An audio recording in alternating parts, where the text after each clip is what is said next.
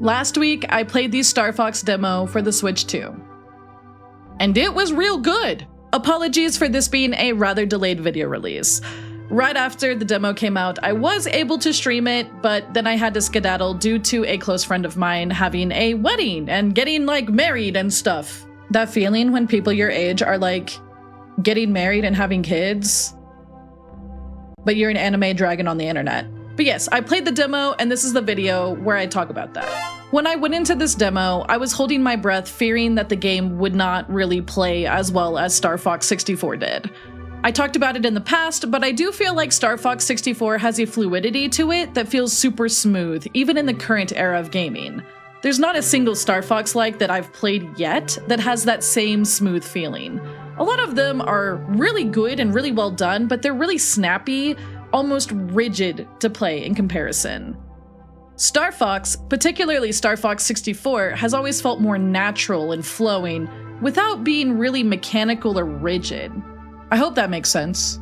I feel like it makes sense to me. We're gonna roll with that. I was worried that Star Fox would take that rigid approach, but I was really happy to see that it didn't. If you've played Star Fox 64, you will feel pretty at home with this game. In fact, when it comes to basic gameplay controls, and I feel a little crazy for saying this, but I did notice, or maybe it just felt this way, but it seemed to me like the R-wing snapped into a forward-facing position a little bit quicker than it used to, but it doesn't feel overly obvious or bad. In fact, I think all of the flight controls feel really good. The controls have been made to be pretty intuitive. You no longer have to do some funny boost and control stick tilting to U-turn or somersault. It's been baked into your D-pad instead. It feels quick and precise this way, and it was something I was hoping that they would do for this game. I didn't really have any issues with the old way of how you do U-turns and somersaults. I just think the new way feels better. I don't know. Mouse controls are a thing. I don't particularly care for them because it's just kind of not my style of how I want to play the game, but they do exist.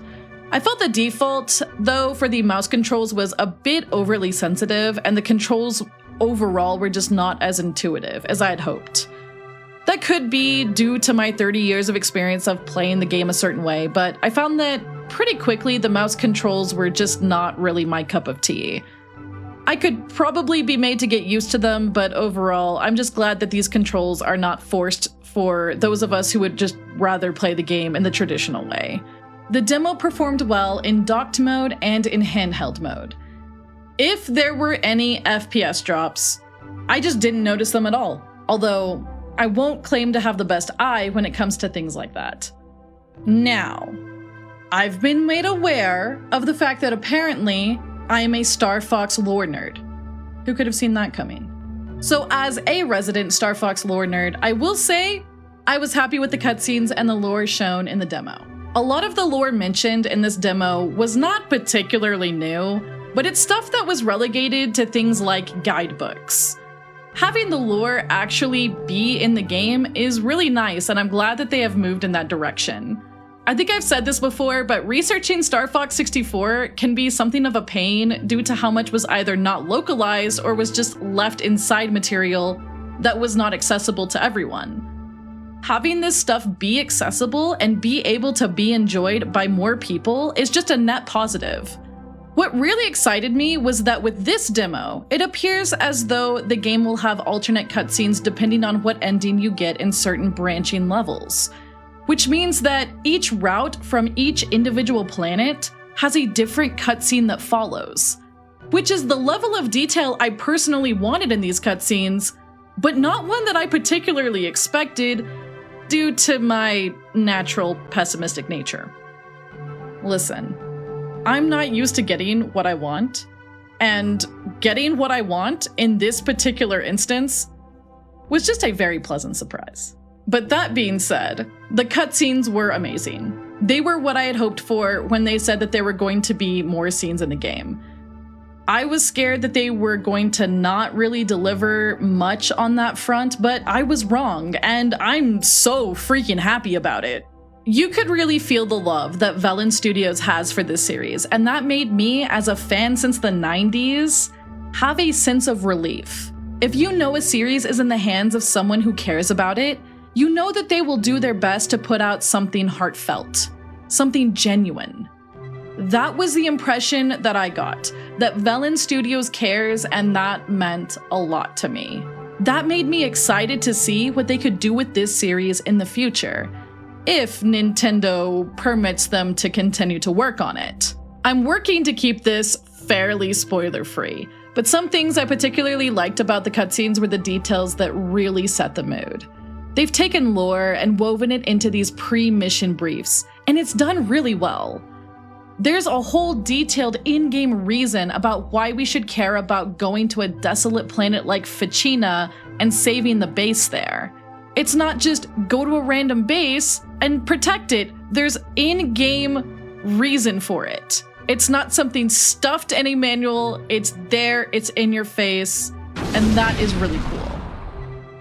There's little subtle gestures from characters that add to the dynamics of the team or serve to better characterize them. The characters feel more alive and more developed in these cutscenes and even in the mid-level dialogue. There's even a jab from Slippy to Fox about their academy days in a certain part of the demo.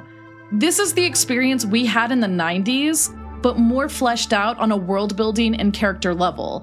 It's an extended edition, a director's cut. And as someone who refuses to watch the theatrical releases of The Lord of the Rings when there's the extended editions with even more scenes, I'm eating all of this added content up. I'm eating it up like it's chicken dinner. Give me more, Velan Studios, give me more. That being said, the highlight for me was actually not the cutscenes. It was the music. They have opted to pursue an epic orchestral vibe for the game's music, and I am thrilled about that. This was something that I felt was experimented with in Star Fox Zero with songs such as its Medio rendition. Don't get me wrong, Zero had great music. Say what you want about the game, but the soundtrack slapped. For Star Fox 2026, they took this idea of an epic orchestral and they just full sent it. Look at me. There are choirs in my Star Fox boss music. I had to pause the game and scream about this to my chat when I played the demo for the first time. It was absolutely magical, and hearing the choir kick in gave me goosebumps. I listened to the boss fight music in the shower this morning, and I'm gonna be real, I got choked up. Honestly, I got choked up. They've done something wonderful with this soundtrack. They went ham on this soundtrack. I'm really glad I didn't listen to the songs beforehand and have been choosing to largely listen to them when I encounter them. I never thought that topping Star Fox Assault's renditions of these songs was even possible. I thought we hit peak back in 2005. But no, they proved me wrong, and I'm feasting for it. We're all feasting for it. I will be listening to this soundtrack non-stop when I finish the game. I already know it. I've been asked a bit about the visuals and how I feel about them, and the environments and backgrounds, once I got past the kind of gritty realism, they do look really nice. I had to kind of get adjusted to this art direction, but I do think the backgrounds look really nice. They look like tightened up levels where lore and world building were taken more into consideration, and as a writer, I love that. I still don't really love the art direction of the models themselves, though. They've grown on me to where I don't dislike them, but I think I'd prefer a different art direction moving forward with the next game. I've heard a lot of people say that they like the expressiveness of these models, but maybe it's just me. I don't actually find them to be super expressive. Slippy and Peppy seem to have hit a good level of expressiveness, but I feel like Fox and Falco aren't quite there yet. At least not in every scene. Look at this scene, actually. This is a really good example of this. In this scene, Fox is addressing General Pepper in a pretty cheeky way, and I think that a little bit of brow arching here while he's addressing the general would go a long ways, actually, especially if they pronounce his little smirk here as well. Little details, mind you, not anything really exaggerated. Just a little bit more. And I've found that not every scene feels lacking in this regard, but a few do, and that's why I thought to point it out. I feel like I've gone into the part of the video where I start talking about the things that I did not really like about the demo. So let's just carry on with that, I guess. Although I will say, I don't have much that's negative to say about it. The only thing that felt like a super big detriment was that the meteors in Meteo all looked so similar, so that it was hard to tell which ones you could shoot for extra points.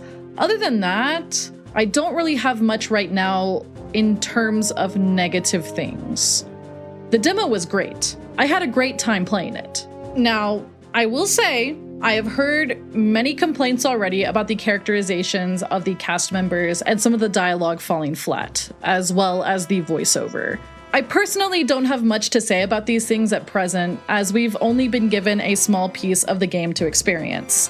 When we get the full game and I play through it, I'll probably talk about those particular subjects, but right now, from my experience with the demo, while a few of the lines of dialogue did fall flat in terms of delivery, it was not enough to dampen my time playing it. From my perspective, all of the performances were still fine. But I would like to hear more before I really make a judgment call if I like it or dislike it, or if maybe I have mixed feelings about it. I just want to hear more before I say much about how I feel about that particular subject. In terms of character writing, I do sense that Velan Studios has opted to take each character's personality traits and amplify them. I was leery of this at first, particularly with Falco, because I didn't want him to be such a horrible jerk that people didn't like him at all. But I also sense that these amplified character traits are coming in alongside character arcs. From the get-go, it feels obvious to me that they are leaning into ideas that have often been explored outside of the games, such as Falco being a more rough and tough gang member and clashing a bit with Fox. While these things are referenced in the games, they have never been this clearly shown, and I'm glad that they are writing the characters in this way rather than holding back. I think a more emotion-driven version of the Lilat Wars would serve to set this game apart from previous iterations, which always felt a bit shy when it came to writing more in-depth dynamics. I know there's been some big discussions about this already, but I want to encourage people that don't feel as excited about this change to maybe wait and see what happens when the game launches. Again, we've only seen a handful of scenes. A lot of people may naturally, after hearing my thoughts, think that I've suddenly changed my mind on everything and that I'm all for this game. The truth is that my feelings are extremely complex when it comes to this and when it comes to how people have diluted debates into a binary. And in this binary, you can only be for or against something in totality, which is why we're kind of seeing the death of nuanced conversations online. It feels like by saying this, I'm going to effectively make both sides mad, but the thing is, I didn't really become a content creator to just say what I think will make people happy. I value being genuine. I have a voice, and it's my voice, and I'm going to use it. While the demo gave me a lot of hope for this game, at its core, I did still feel as though it is a game I have already played. It's an expanded version, with more cutscenes and lore, which is good, but I would have rather had this effort put into a new experience for everyone. A new game, not a remake. There's a lot to love in this demo, and I just wish that this game was something new, and not a remake of a game I have played 6 or 7 times in the last month. Don't make the joke. Nobody make the joke. Please. I'm begging you. I had fun with the demo, and I knew I was gonna have fun with the demo. It's built off of starfox 64, the game that got me into gaming. A game I regularly replay because I like it. Unless they botched the controls and wildly mischaracterized everyone, I knew I would like the demo. And I'm probably going to like the game too. I'm not surprised by this. But here's the thing. Having fun with the demo doesn't mean I've suddenly changed my mind. Think of it like this. I really like ginger snap cookies. They're my favorite cookie on the planet, and they're just objectively the best. Sorry, I don't make the rules.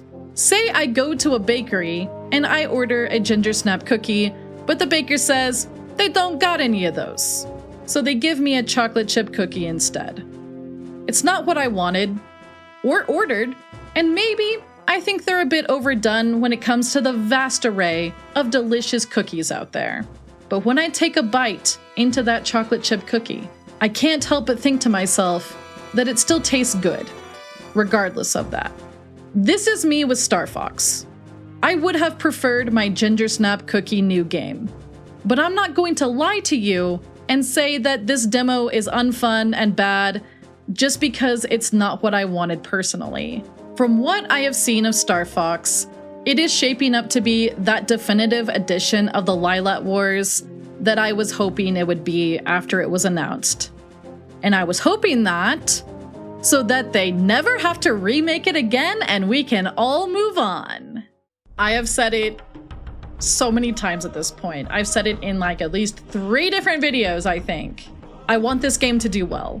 I want this game to bring in more fans and get old ones poking their heads back in if they haven't checked in a while. I want this to be the last time we see the Lilat Wars remade.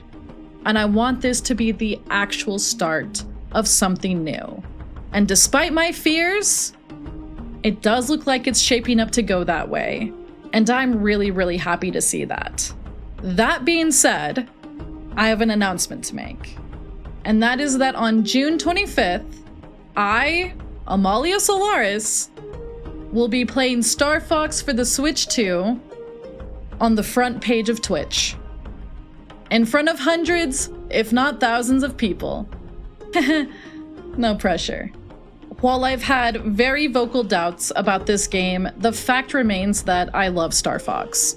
It's a series that is very dear to me, and this is the best chance it's had in a decade to move forward. So I want to help see that happen, and I can't think of a better way to do that than to keep on making videos about why I love this series. I need you guys to know that in order to get on the front page, I had to write an essay about how much I love Space Foxes. And I had to send it to Twitch. Sorry to whoever at Twitch had to read that, yeah. I will be outlining a review on stream, as well as giving general commentary and thoughts about the game as I play. Come by and hang out if you'd like. I expect that when the full game comes out, I will have more to say about it. However, until then, I wanted to at least put my thoughts out about the demo and talk about my feelings about the game thus far. Anyways, thank you for watching, and make sure you hit the funny subscribe button for more Space Furries, retro games, and oh, I don't know, probably something unhinged. Bye!